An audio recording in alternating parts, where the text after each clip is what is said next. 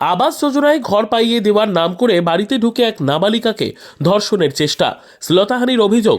অভিযুক্তের বাড়িতে চড়াও গ্রামবাসীরা। ধর্ষণের চেষ্টার অভিযোগ তৃণমূল থেকে নির্বাচিত গ্রাম পঞ্চায়েত সদস্যের ছেলের বিরুদ্ধে। মালদার ইংরেজবাজার থানার অন্তর্গত যদুপুর 2 গ্রাম পঞ্চায়েতের ঘটনা। ইংরেজবাজার থানায় অভিযোগ দায়ের। ঘটনার পর থেকেই গা ঢাকা দিয়েছে অভিযুক্ত। এলাকায় উত্তেজনা। কোনোভাবে এদের প্রশ্রয় দেবে না দাবি তৃণমূলের। এই ধরনের হিনাস কাণ্ডের সঙ্গে যারা যুক্ত থাকবে তাদের বিরুদ্ধে কঠোর আইন প্রয়োগ হবে। যদি 18 বছরের নিচে হয় পক্সো হবে, 18 বছরের উপর হলে তাকে রেপ কেস হবে, এবং সেটা যাতে খুব তাড়াতাড়ি মেডিকেল বাদাস করে নিয়ে হয়, এটা পুলিশ দেখছে, পুলিশ অ্যাকশন নেবে। আমাদের দলের কখনো এই ধরনের সমর্থন করা হয় না। যারা করছেন, যারা সমর্থন করবেন, দল তাদের পাশে দাঁড়াবে না, দল তাদের বিরুদ্ধে ব্যবস্থা নেবে। তীব্র কটাক্ষ বিজেপির। এরা তো বাড়িতে গিয়ে আবাস যোজনা সার্ভে করতে যাচ্ছে, সেখানে গিয়ে যদি নাবালিকাকে বাড়ির ধর্ষণ করতে যায়, এর থেকে দুর্ভাগ্যজনক আর কিছু হতে পারে না। মানুষ কাকে বিশ্বাস করবে? জনপ্রতিনিধি আত্মীয়, তারাই যদি এরকম করে, তা আমরা বলবো যে এই সমস্ত তৃণমূলের যারা আছে জনপ্রতিনিধিরা, এদের একটা কালচার হয়ে গেছে।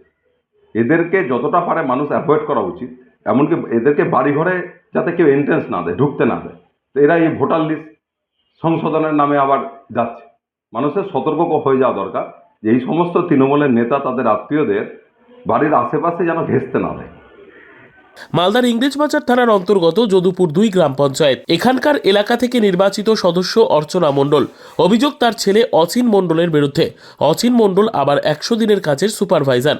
সম্প্রতি আবাস যোজনা যে ঘর দেওয়া শুরু হয়েছে, সেই ঘর দেওয়ার নাম করে এলাকারই একটি বাড়িতে ঢোকে সে। বাড়িতে ঢুকে এক নাবালিকাকে ধর্ষণের চেষ্টা করে। ওই নাবালিকা চিৎকার চেঁচামেচি করলে গ্রামবাসীরা ছুটে আসে। তড়িঘড়ি অভিযুক্ত সেখান থেকে পালিয়ে যায়। এরপর ইংরেজবাজার থানায় অভিযোগ দায়ের হয়। ঘটনার পর থেকে অভিযুক্ত গা ঢাকা দিয়েছে। গ্রাম পঞ্চায়েত সদস্যের দাবি তার ছেলে নির্দোষ। আমি ঘরে ছিলাম, আমার বাচ্চাটাকে নিয়ে, বাচ্চাটা ঘুমিয়েছিল। এবার কয়েকটা লোক এসে আমাকে খুব অত্যাচার করে, গায়ে হাত দেয়। আমি বাচ্চাটাকে কোনো রকম বাঁচাবার জন্য আমি জানলা দিয়ে বেরিয়ে যাই। অনেকগুলো লোক আমাকে ধরে নিয়েছিল। কোনো রকম বাচ্চাটাকে একটা বাসের বাড়ি মেরেছিল, আমাকে হাতেও মেরেছে। শুধু আমি যান বাঁচাবার জন্য জানলা দিয়ে পালিয়ে যাই। বলছি, আপনার স্বামীর বিরুদ্ধে তো অভিযোগ করেছে থানাতে যে আপনার স্বামী একটা বাচ্চা 17 বছরের মেয়েকে রেপ করেছে। আমার স্বামী রেপ করেনি, আমার স্বামীকে ফাঁসিয়েছে। কেন? ওই যে সব দুশ্মন লেগেছিল ওর পেছনে, ওই যে ঘরের জন্য। আমার স্বামী একটা মেয়ের সাথে গল্প করছিল, কিন্তু অনেকগুলো লোক ছিল। আর রাস্তার ধারে কি রেপ করা যায় দুপুরবেলার দিকে? ওইটুকুনা জিনিস নিয়ে আমার স্বামীকে ফাঁসিয়েছে।